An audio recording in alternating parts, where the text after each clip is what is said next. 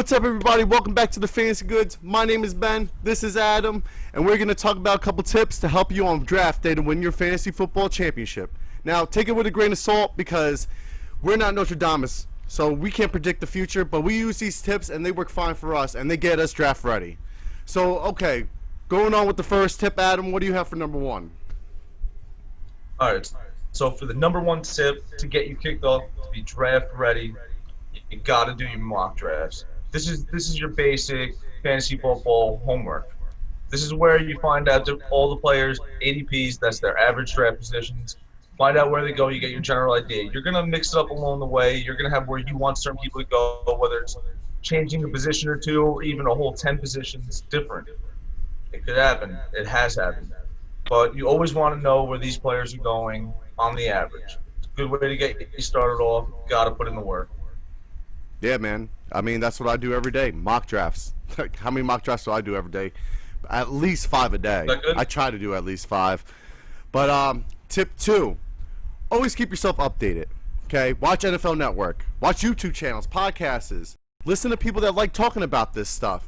See what knowledge they have that they can bring to the table, because fantasy football players' stock rise all the time, and then all of them fall all the time. Some of them hold out, and they can switch every day. You know, everybody has a different perspective in fantasy football, and if you watch enough videos and take a couple of notes and collaborate, maybe you can make your own decision. And here at the Fantasy Goods, we're trying to make that decision a little bit easier for you. All right, so we're coming at you. Tip 3: be prepared for draft day. What I mean by that is you don't know what draft pick you're getting. If you're anything like my league, every year it's a random draft pick. You don't know where you're going. But you want to know what kind of direction you're going to take with whatever kind of pick you get, whether you get pick 1, pick 12, pick 7, unfortunately.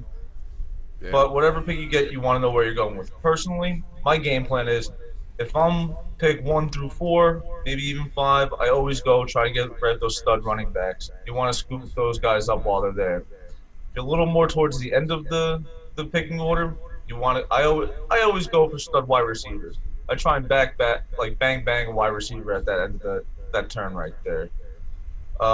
In the middle, it's kind of a scramble. You kind of pick whoever's the best available in the middle right there. I'm talking between picks 5 and 8. There could be anyone's guess who's going to end up right there. Any mixture of those first 12 picks. This is my opinion. This is how I would end up going into the draft. But anything could happen. People could pick a random ass player in a random ass spot. It happens. That person in their league that does this. Tip 4 is working the waiver wire. The team that you have on draft day will not be the same team that you have at the end of the season. That is a fact. If you are a true fantasy player, you know that without the waiver wire, you're not going to win your fantasy league. Unless you play with a whole bunch of people that ignore their team, it's just not going to happen. Last year, I drafted Andrew Luck, Marlon Mack, and T.Y. Hilton because I thought the Colts had a good enough team, which they did. On paper, they did, and they showed it the year before that. They were really good. And then we all found out what happened to Andrew Luck. He retired. Like, what the hell? And then Marlon Mack gets hurt, comes back, gets hurt again. T.Y. Hilton, same old story. Then I had to work the waiver wire and get insurance for these picks. You know, and I got Lamar Jackson as my quarterback to replace Andrew Luck. What a pick that was last year. You know, and then I also got Mark Andrews. He was a great pick last year also. Also made some trades, and I got some good talent that can work around my schedule later on in the season when I have the buys. You know, this is why you got to work the waiver wire. It's very crucial in fantasy football. You got to be on top of your stuff. All right, so coming at you with number 5 on the fantasy tips list, brought to you by the Fantasy Goods. We're coming at you about handcuffs. Gotta have your handcuffs. Not the kind you get carried away when you're in trouble. The kind that's gonna save your ass come late fantasy games when your RB1, RB2 goes down. You gotta have these people at your side. It is worth the 13th or 14th pick. I mean, more than half these guys, they're good on their own. You can even have them as a flex if you even felt the need. Perfect example of where this goes wrong. Who else had Dalvin Cook last season? He went down with an injury. Who else had Alexander Madison?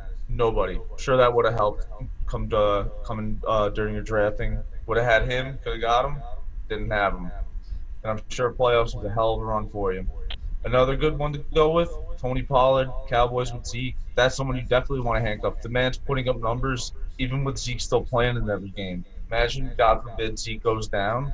You still got this man, and he's going to put up even more. Such talent's there.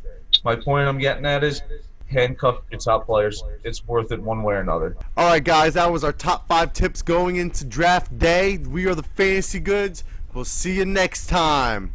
We got the goods. Boom.